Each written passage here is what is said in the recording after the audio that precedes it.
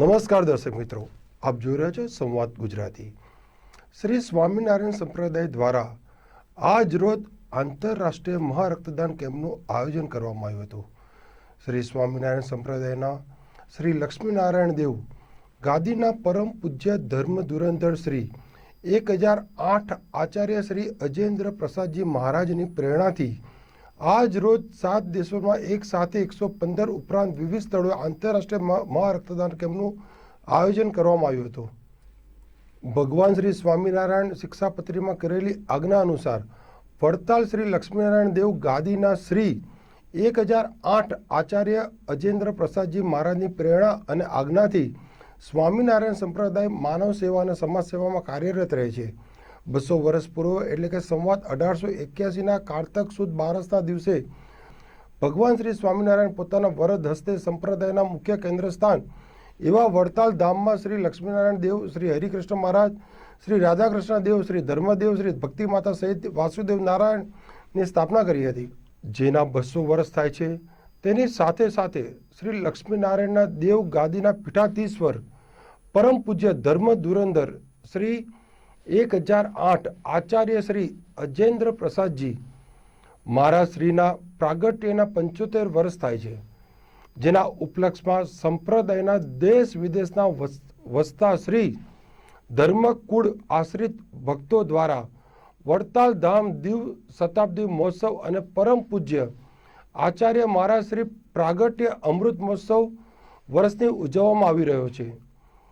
ધાર્મિક ઉત્સવ સાથે સાથે પરમ પૂજ્ય ધર્મ ધુરંધર આચાર્ય શ્રી અજેન્દ્ર પ્રસાદજી મહારાજ શ્રીની પ્રેરણાથી માનવ અને સમાજલક્ષી કાર્યના ભાગરૂપે આજ રોજ ભારત સહિત America, England, Canada, Australia, Dubai, Germany સહિત દેશોમાં એક સાથે 108 ઉપરાંત સ્થળોએ આંતરરાષ્ટ્રીય મહારક્તદાન કેમ્પનું આયોજન કરવામાં આવ્યું છે।